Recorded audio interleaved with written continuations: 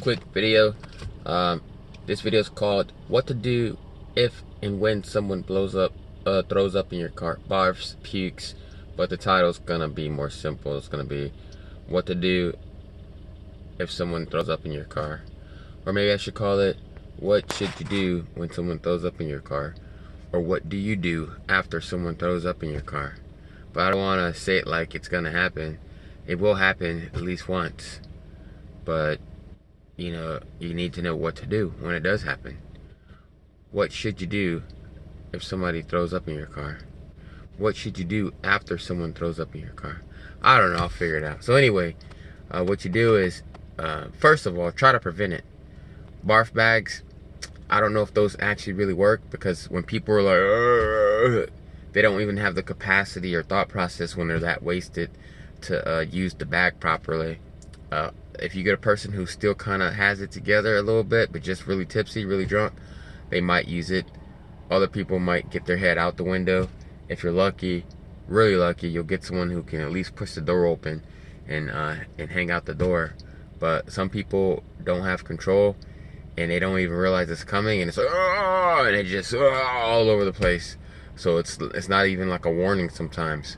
So when people have no warning or any signs, they just seem to be normal, and it just happens because the car's moving, you're driving, it stirs them up or something. Then it's like a barf bag does no good. Hey, open the door, does no good. Hey, roll down the window, get it out the window, does no good. Trying to pull over does no good, because some people, it just happens, So if that day and when that day happens, what you got to do is, first of all, make sure that they're not sick to the point where they need medical help and you have to stop the car and call 911. If they look like they can hold it together, it is what it is. Try to hold your temper. Try not to get crazy. I mean, the best way to avoid these kind of situations is don't drive during club hours. Don't drive during nightlife. Those are typically the time when people drink too much. In the daytime, when people drink, they're day drinking, going to festivals and concerts. Not so much, because it's still daytime, I guess. People still have things to go do or places to be, so they're not gonna typically get that wasted.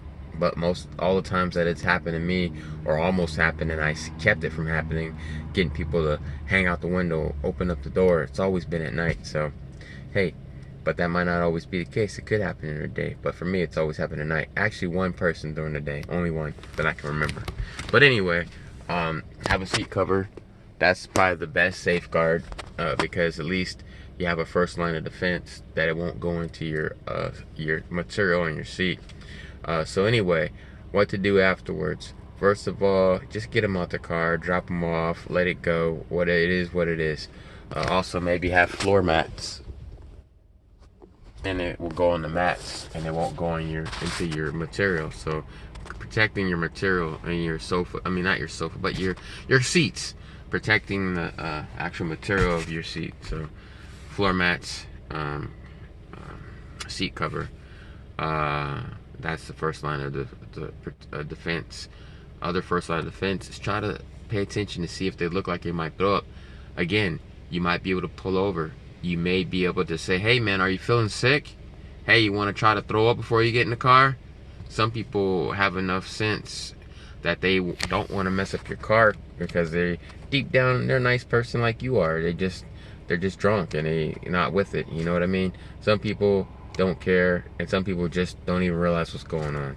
So you just got to deal with each situation as you deal with it. So back to the point, what should you do? Drop them off.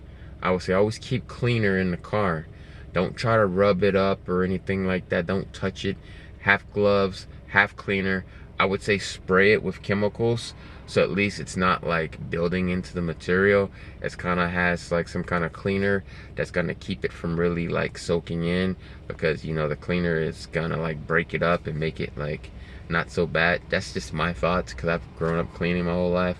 So I would say immediately go to your local gas station, 7-Eleven, gas stations that have the big industrial vacuums, and immediately spray it up so that it reduces the smell, and also so that you get that chemical into the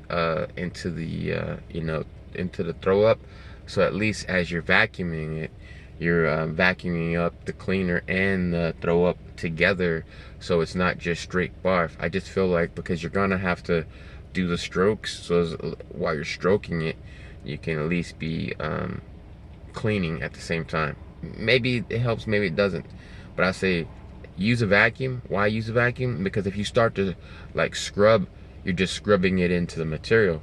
If you use a sponge or you rub it or use paper towels, you're rubbing it again into your material. That's why I say use a vacuum first, because it'll suck it out and get it completely out of the car. I used to work for Auto Bell Car Wash, and I grew up cleaning, so I understand these things, you know, a little bit. So I would say, yeah, so use a vacuum, get it up, and then I would spray it again really good, really good, so it's kind of liquidy, it kind of like wet, so that anything loose or that you might have missed on the first run can just get slurped up and soaked up, because you don't want it to be dry, because when you're running the vacuum over, you don't want it to smear into the material. So if it's loose and liquidy, it'll just slurp up really fast. So that's what I mean. Don't like spray enough when it first happens, so that that chemical is breaking up the bacteria, killing all the nastiness, but don't get it too slurpy right away. When you go to vacuum it, that's when you spray it really really heavy, really slurpy. Hit it again with spray, and then after you can see that there's nothing left, then, you know, use a brush or some material that's not going to hurt your fabric of your seats, and kind of brush it, loosen up anything that would be in there, and then hit it again with more spray, vacuum, hit it again with more spray, vacuum, and so that would be the cleanup. And then I would say then after you vacuum and got it all up, then maybe go over with a paper towel at the end to kind of wipe up any residuals or whatever. And before you do all that, actually before you do all that, take a picture, take a few pictures, because you can go inside the app and you can report damage to your car. Open up the person's, so whatever person, whoever the last person was that did that in your car, because obviously you can't work for the rest of the night. Don't even try to work. Even if you clean it up really good yourself, don't even try, because that's kind of rude to have someone sitting in a seat that had barf or throw up in it.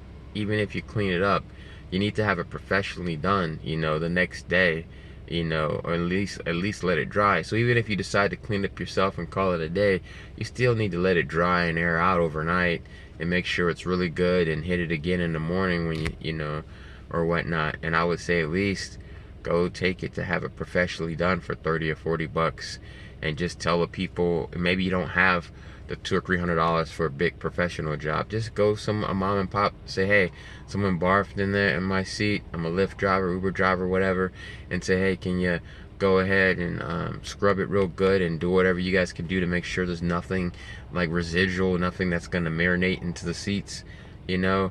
So, but before you do that, take pictures, go inside the app, whoever the last person was, you can report. There's all kind of like little tabs.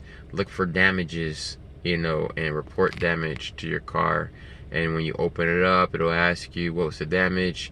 Then you could pick throw up, and then they'll send you money for that cleanup fee, depending on how bad it was. So make sure you get different angles and different things, so they can see that it was all over the place. Just don't isolate it. Either way, they're gonna pay you, but they could also pay you more if the mess is more, you know what I mean? So, but generally it's a flat rate. So take the pictures, report it immediately.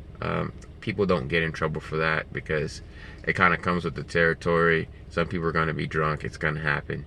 And then after you take the pictures, then do your own cleanup. What, you know, my cleanup might not work for you, you might not like my idea. Clean up the way that you feel you want to clean up, and then the next day go have it professionally done. Leave your windows down so it ventilates, and yeah, don't wait to have it done. Do it first thing in the morning before you do anything. First thing in the morning, because you don't want that crap marinating and sitting in your seat. And then let it dry out, and then start your day. And just realize that the best way is carpet covers, mats, seat covers, and most importantly, pay attention to see what's going on, so you can try to prevent it before it happens. Hey, I'm pulling over the car, wait, hold it, get out the car, you know, and also talk to them. Say, hey man, you're not feeling sick, are you? Let me know. If you're gonna feel sick, let me know so I can stop the car, okay? You gonna throw up outside the car for me? Because at that point, they're almost like a baby. If they're so drunk, they can't even say, hey man, stop the car, I need to barf. If they can't vocalize that to you and they're not together to get out the car and do that, then they're super wasted. So you gotta kind of baby them a little bit and protect your car, protect your car from getting messed up. So, and also remind them, even if they're not that drunk, or even if they are really drunk, remind them, hey, that's $200 plus, that's $250. I don't want to charge you, but I will charge you. So let me know so I can stop the car so you can get out, and then we don't have to do all that. So with that little seed planted in their head, that might help them hold themselves together. All right, hope that helps. What to do if someone throws up in your car. I like that better. What to do if someone throws up in your car. That's the title. All right, see y'all later.